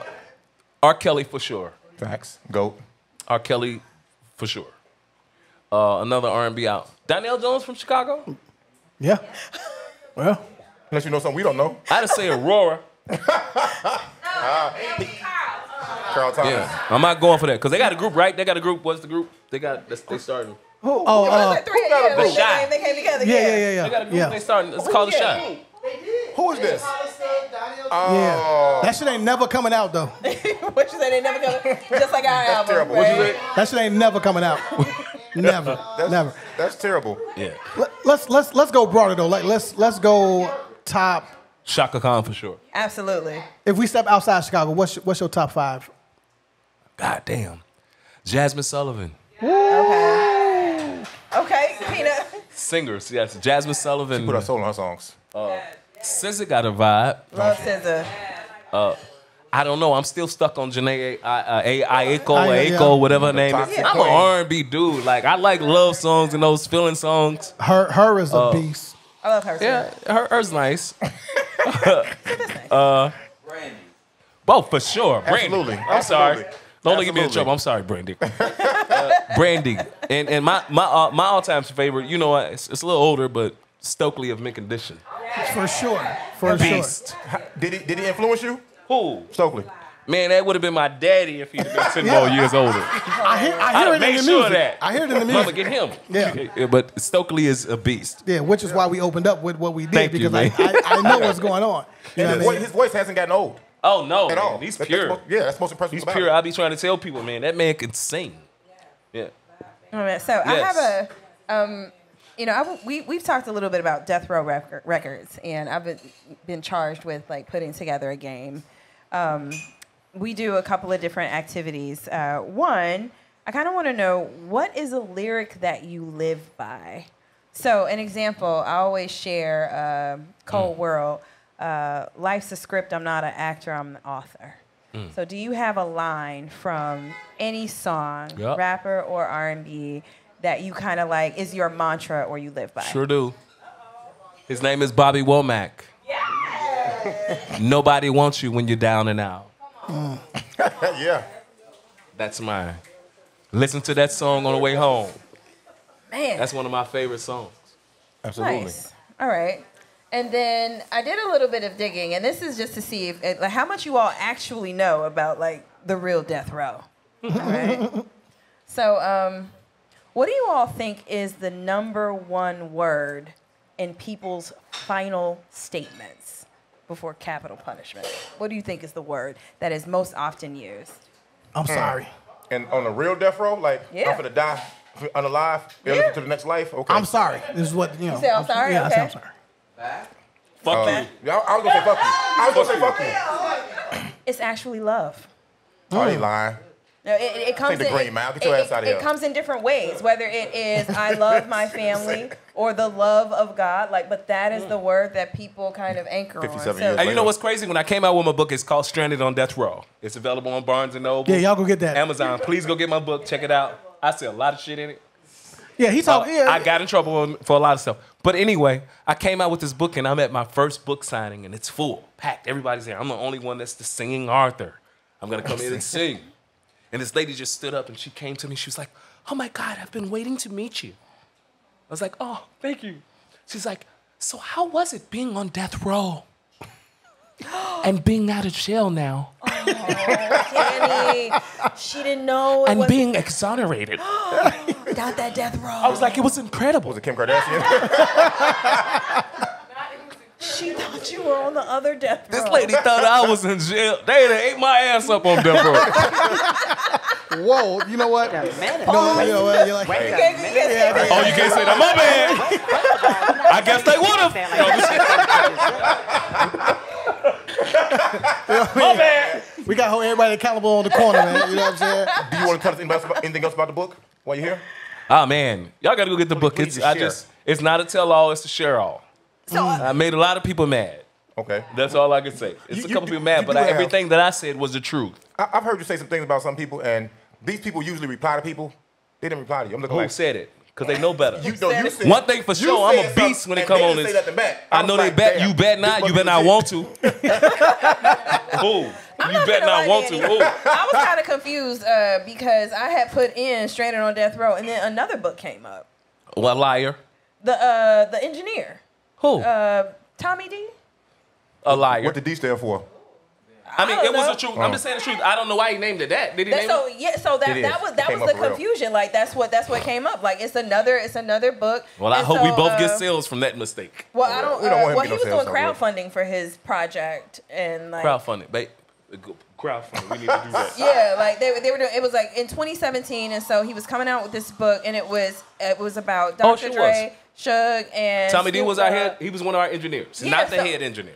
Okay, so that's what I was kind of confused. I'm like, it's 2 books and then a song titled "Stranded on Death Row." So Yeah. I was like, and so he was like, no, it is Danny Boy's book. Stranded I was on like, Death yeah, I Row. get that, but like, Absolutely. what's the uniqueness about the name of that book? And So Stranded on Death Row, I felt, even with the gift of singing and the stuff that I was doing, when I was trying to leave Death Row Records, that's all that was surround. I don't care what was happening. It felt like I was stuck. That in that aspect. And then I talk about losing people. What made me come out was I was calling myself sneaking around with someone. And his name is Anthony, rest in peace. He committed suicide while I was out on the road working. He took my necktie, put it on the back of a door hinge, and hung himself. Danny. And, well, I think some of his family knew it. I think he was kind of fighting, telling people. His family knew it. But, my experience with it, at this time, I was over the music ministry at a church in Atlanta. And I knew all the hoes in the choir. Oh, Danny. Shout out to the hoes, man. I never said I never said anything about them. I never shared their business with the stuff that they were doing. Okay? I never talked about them. I never judged them. But when I went on to my Instagram or Facebook or whatever, my social media, and said, I finally found someone I love, and they commit suicide. Wow. So one of them from the choir said, well, you know what they say about people that commit suicide, right? Some of us probably went to the same type of church. You die and you go where? So the nerve of you to write me at this moment to tell me about somebody going to hell. I didn't do that when your brother died to kill people. But you did this to me. The nerve of you to say that you saved. And that's the first thing that you said. Secondly, it showed me how much knowledge you had about the Bible. And you in the church. And you call yourself going to church. Singing his praise. That's what kind of separated me from church. Spirituality and believer and relationship. Where I knew that this is the moment that I have to have my own relationship with God and for myself. I've heard my pastor say this when I was younger. So I had to go search it for myself, and I couldn't find nowhere in Google. Yeah. Well, that's what most of us go search information. I couldn't find nowhere in Google. You can go ahead, I see you doing it, where it's going to say that you go to hell for suicide. Right? It doesn't say that. Because if you read the Bible, there were 7 kings that tried to do it themselves. They didn't have enough nerve to do it, but they told their armor bearers, kill me and then kill yourself. Because they didn't have enough nerve to do it. But for the Bible says that the devil come to rob. Steal, kill, and destroy. That's enough. And then the Bible says that nothing could separate me from the blood. Get some blood on your shirt and try to wash it out. Wow. It don't wash out that easy. Wow. I don't care. It may not be as red as it was when it first got on, but when you keep washing it, you'll still see the stain. Once the stain is on you, it doesn't remove itself. There's nothing that you could do to separate yourself from God but say, I don't believe in you. I don't believe in you and there is no God. It does not say so. When we're in a moment of suicide, which a lot of our people, we suffer from depression. And the devil sit on this shoulder and he say, jump. And this angel on this side say, don't do it. You just have to have enough spirituality in you that save you from that. And God understands that if the devil wins at that passage, if the devil say, go ahead and jump and you do it, he don't punish us for that. So that's what kind of made me come out, because I couldn't believe some of the things that the people were saying. Did that open your eyes or make you want to be more aware of mental health at that point in time? Oh, man. There was nothing the matter with this dude. For yourself as well. There was nothing the matter with this dude. If I could think of it, he was a happy dude. I was out Friday. I talked to him. I was out Thursday. I left Friday morning, I'm sorry. We talked Friday night. Saturday we talked. He stopped answering the phone Saturday. Sunday, somebody told me is what he did. Wow. My God. Unfortunate, brother. Never could have seen it. He went and did homework. He went and did all the normal things. What did the recovery process look like for you? Oh, man. I remember when I was in that space. As a matter of fact, when this happened, I was waking up wishing to die all the time. I was hating that I had to get up. Man, oh my God, I'm up again. Oh my God, my life is horrible. I want to die. Then I got with somebody that resembled me. I got with somebody that was just as, this was a sweet dude. And that happened to him.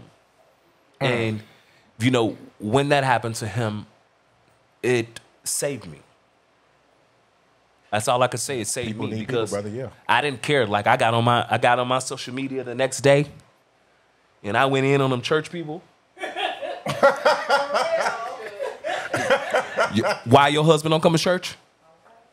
There you go. Bitch. That sound like you.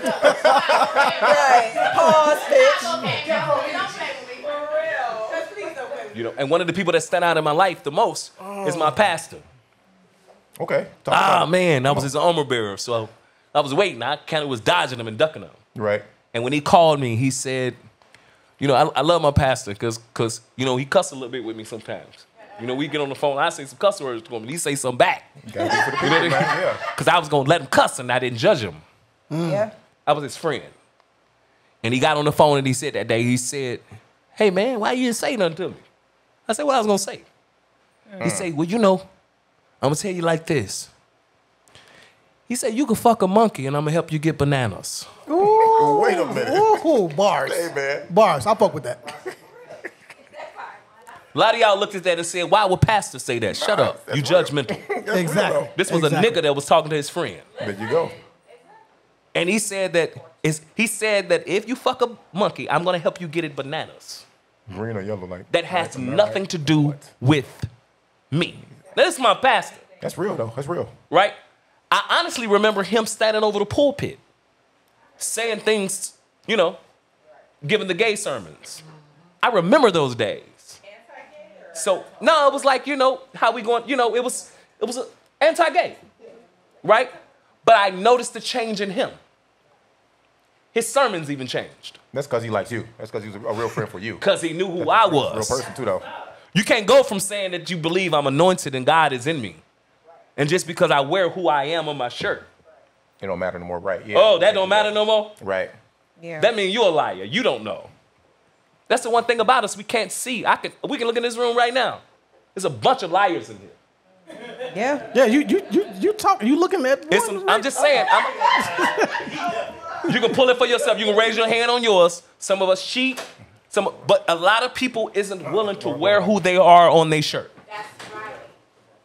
And when you can wear who you are on your shirt, I believe that's when God look at you for real. Yeah. That's where he know where to work on you at. That's right. Yeah. Ooh, that boy preaching. He's quiet, right? He lying. Wow. He wasn't preaching. Wow. Yeah, I mean, You might have missed your calling, man. I don't know. They don't want me cussing in church, so I just kind of hold it back.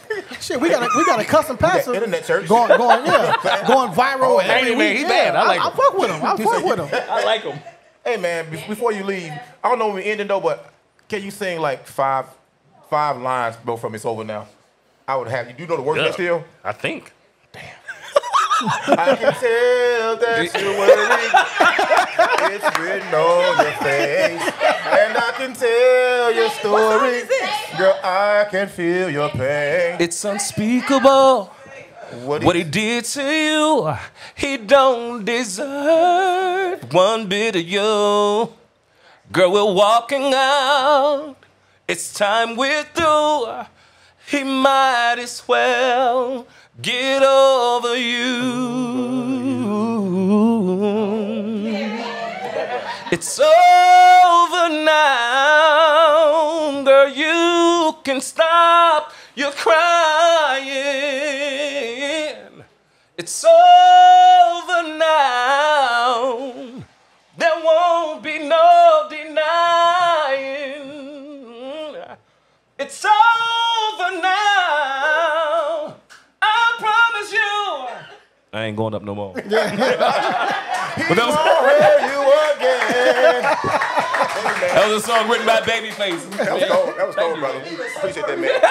So when I say I was a fan, I'm not lying, brother. I'm not lying, brother. Hey, look.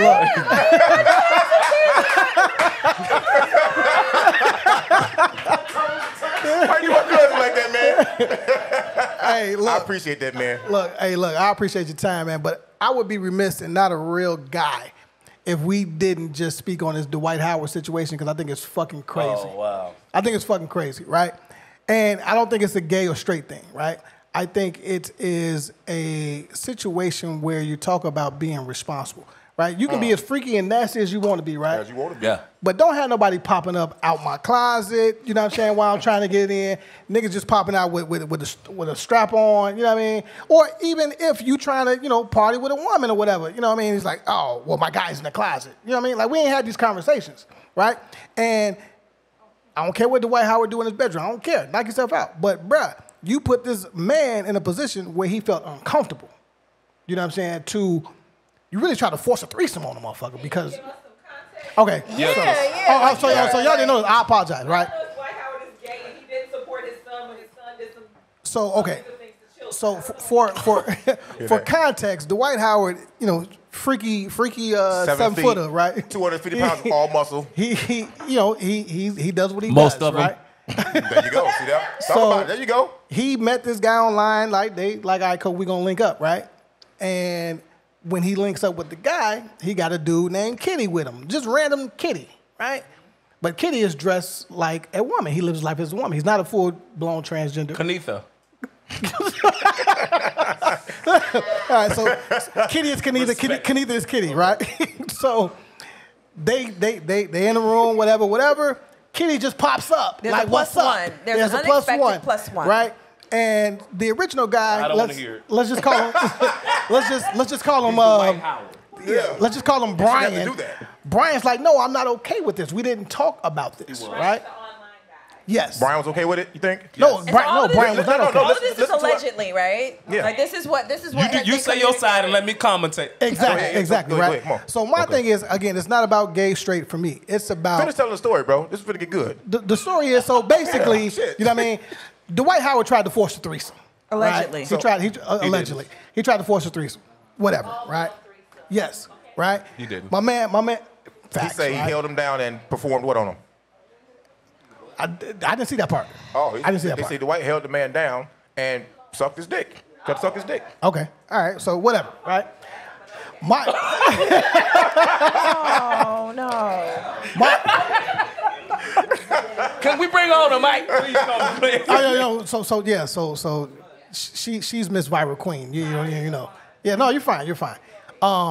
But for me, it's a safety issue. It's a uncomfortability issue. Like, I don't care if you think because you talk to this man, this one here is freaky or this girl is freaky, right? She'll just be with it. You can't put people in positions like that, right? Because you don't know how they're gonna react, right? And now, Kitty is now on the same side of the dude that's making the claims. That's Dwight Howard. That's what that boils down to. I Say get it it. again. So it's the Dwight Howard The that plus did this one. problem? So the dude that jumped out the closet The plus one. is now on the same side as the dude that's The accuser. He's testifying on his behalf. You was a part of this whole shit. Now you. Yeah. It's a little nasty. Well, so we know what that is. It's a money grab. First off, what's tripped out about it is what's his name again? Dwight Howard. Dwight What'd Howard. he do? Former Hall of Famer. Future Hall of Famer. Future Hall of Famer. You know what you came for. Right. Thank you. You know what you Say came that for, or part. you had an idea. I'm just being honest. Whether it was woman or man, you know what it was. That's whoever's in this situation. And if it didn't happen, you knew what you was there for, you could have left. Wait, Daddy, what he came for is for someone to get his money or for him to have sex. Yeah. And he just didn't want to get that money the way Dwight said it. Because Dwight is the one that's on the end paying. Right. Facts. So, He looked at Glad he got it. He looked at the white and dude eyes. You know what I mean? Glad See he what I did got there? it. Fuck him. Stop yeah. lying on people. That's what I don't like about it. Stop lying. Like that's what's so unfortunate. I hate it because Dwight have a family. He got kids and things like that. So I understand. I'm not siding with him because of that. But stop lying. I'm noticing, you know, just being in this world, man, you take your little slutty ass in these rooms. There you go. You know what's going down. Like, you have to hold it together and be the adult. Yes. Like, stop playing. Nobody's doing it. Like, nobody's doing it. You get what you get. You know, like I feel like coming from an industry where, you know, dancing, you put yourself in Man, situations. stop putting yourself in that position. You understand what could go to the left, and you have to think 10 steps forward. So if I'm in a room and I understand that even somebody that I'm paying to look out for me can be paid to not look out for me. That's right. Ooh. And so if Speak. somebody else comes into the room, you know, for a dance that I didn't agree with, now I have to make a decision. Like people, we get put in these positions because we made a choice, but then if somebody finds out or goes to the left, you have to figure out how to make yourself, and I'm not saying that that's what this situation is, but it can be hard to yourself safe. acknowledge that you have chosen to put yourself in that danger. position, Or you also didn't know how to choose to get yourself out of it. You didn't know how to say no. You didn't know That's what why I say you're, trip you're slips. afraid. You whatever it is. Sign this paper. It's not easy. It's not easy at all. So when I heard the story, I'm like, in this day and age with multiple people, I don't know what to believe. I'm not gonna lie, I don't know what to believe, because we're hearing stories like from both sides, and then come to find out that's not true. It's not accurate. Somebody's misstated themselves. And I so- appreciate Dwight's stance, where he is now. He's so comfortable. Yeah, he is. He's doing other videos. He's talking about macaroni. Yeah. Yeah. They talk about it. They're like, macaroni is good. He's not even talking about it. That's what I appreciate. Don't give. Give himself an Yeah. opportunity to be authentic. Yeah. He's not coming out of the closet and just being like, you know, this is who I am and fuck y'all. And what's really sad about that is, and I think that's a conversation for, you know, our community, and it ain't, you know, this ain't to have the flag to, hey, come out.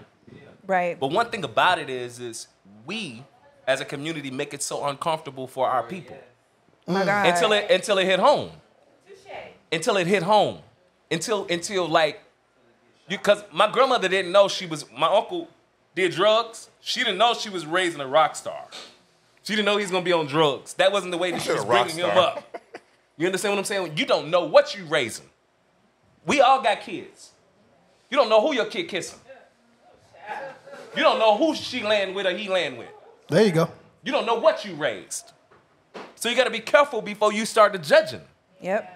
I just seen that story turn a lot on a lot of people. I had homies that was my friend. When I came out, I could show you a book of people that stopped talking to me. That book of people was not attracted at all. They was some of my ugliest ass friends that I had. What you say? Your ugly ass. And you stopped talking to me because of a fear you thinking, I'm gonna talk to your ugly ass. Got it. Bitch, please. And then the other list of the people that when I did, them uncomfortable ass invitations, like let's hang out. Oh, whoa, truck driving foot motherfucker. I don't like you. Wait, what? So what confused me is that people think, like, don't flatter yourself. Don't flatter yourself because you think you know what I like. Right. You're not even in the realm of what I like. Got it. You know, so I feel sorry for people that had to. That was. You say rewind. I'm just saying, you stanky foot ass. You think somebody wants you? That shit is embarrassing. That shit is like disrespectful.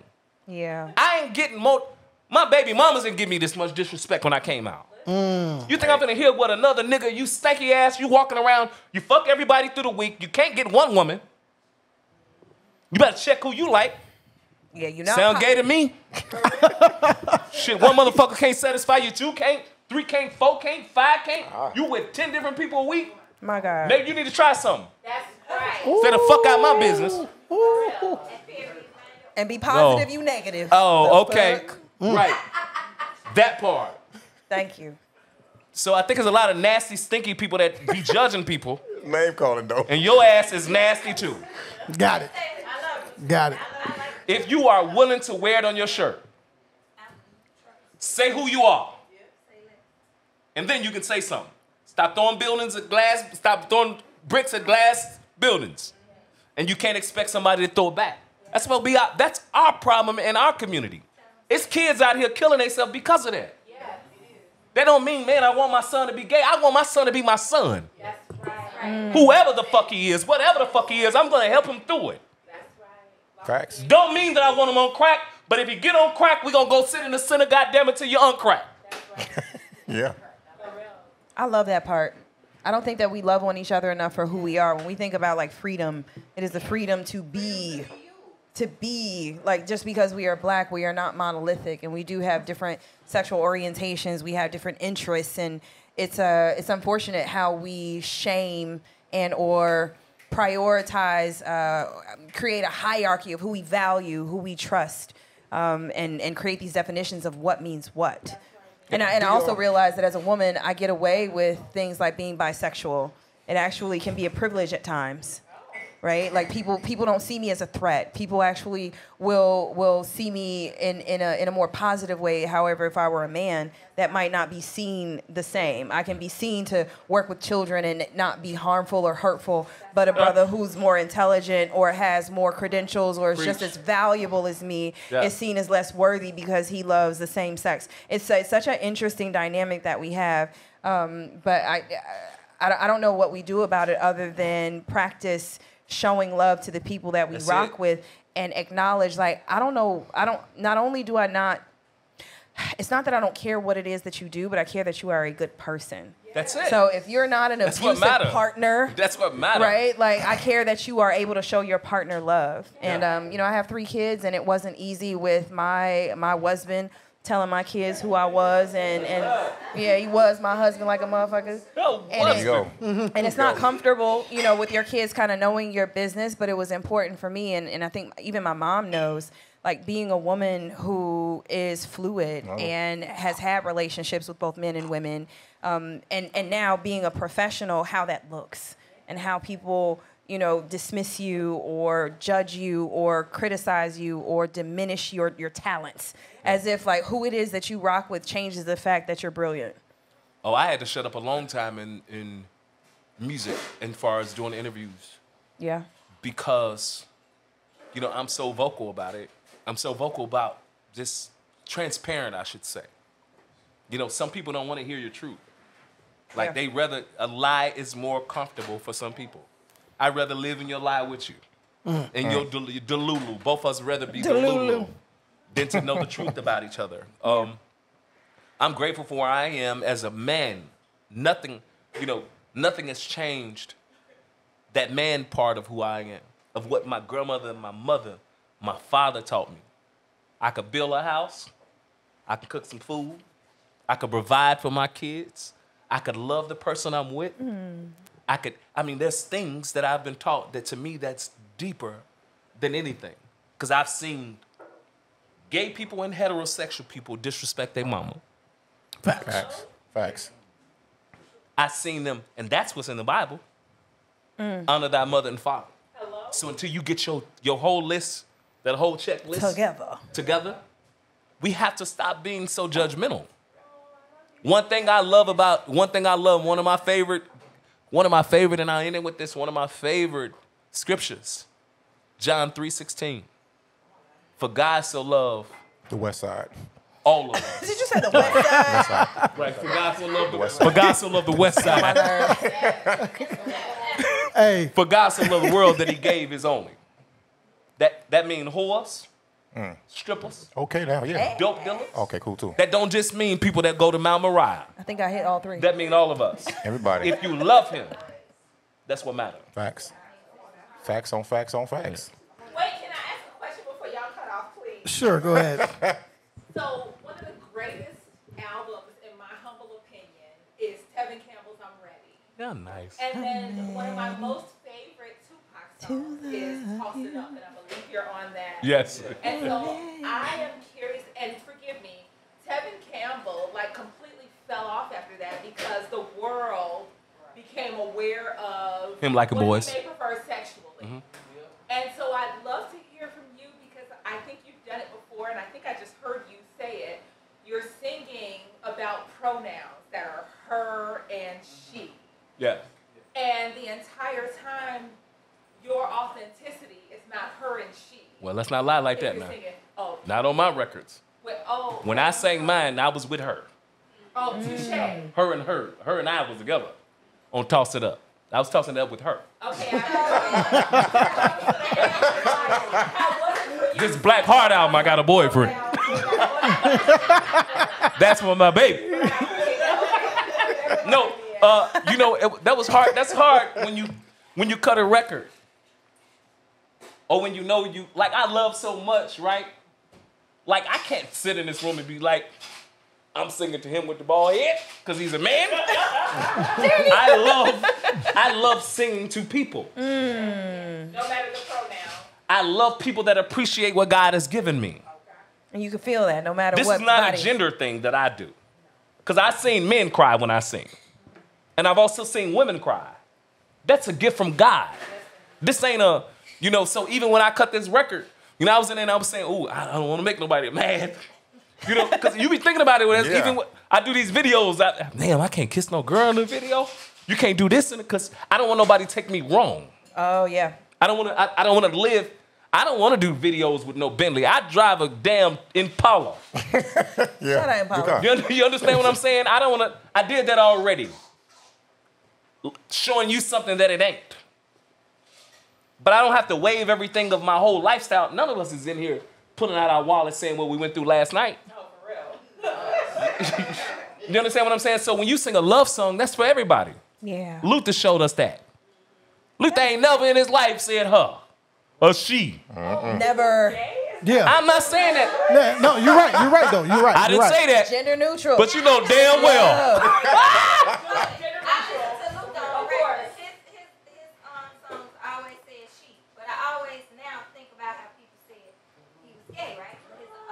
What song he got say she? He never said shit. Hell, a lot of songs, a lot of his songs.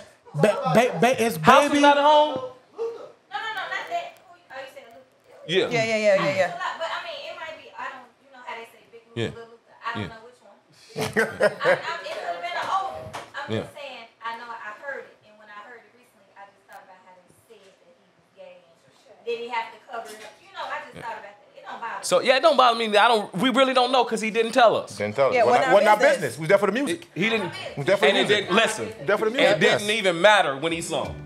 Hell no. I have noticed that I do feel a certain kind of way when I hear like women singing and they're singing to women about love and sex and romance. Yeah, so I don't. Who is it from the internet? Kataranda. Yeah, where she's Really? like. Sid. When she's like, come over here from and the lay that internet. ass on this throne. I was like, oh, okay. So, yeah. That's a great album. Girls could do it. Yeah. Yeah. A guy better not do that. You know what? He Yeah. better not. But see, that's Come here, Jimmy. But see, that's the thing about Jimmy. when it's easy for a woman to say I'm bisexual than a man to say I'm bisexual Yeah, because yeah. they just label a man as gay. That know whole what I'm bisexual shit do not work though with men. Yeah. Ain't no sense you come out. Am I wrong? Huh? Okay. You have sex with a man, you're gay in social, like. Yeah. Right. The social construct of it. As a man being bisexual, as soon as you say you had sex with a man, you're automatically gay. For life, in society's opinion. For life. But a woman can toggle. They can toggle back and forth, or they can straddle their fence. To me, that's not fair. It's still an uneven playing field. All right. Y'all done? You started it. You kicked all of this off. Look. Another Crown and Coke. Let's take some pictures. Let's have some fun. Thank you so much, Danny. No, Thank you all. I appreciate you, brother, for real. We need another round of applause. I got Another round of applause something for for you, too. Danny. Yeah. Let's get it. We This gonna song is for love. exactly. That's what we going out on. That's what we going out on. You know. Graham.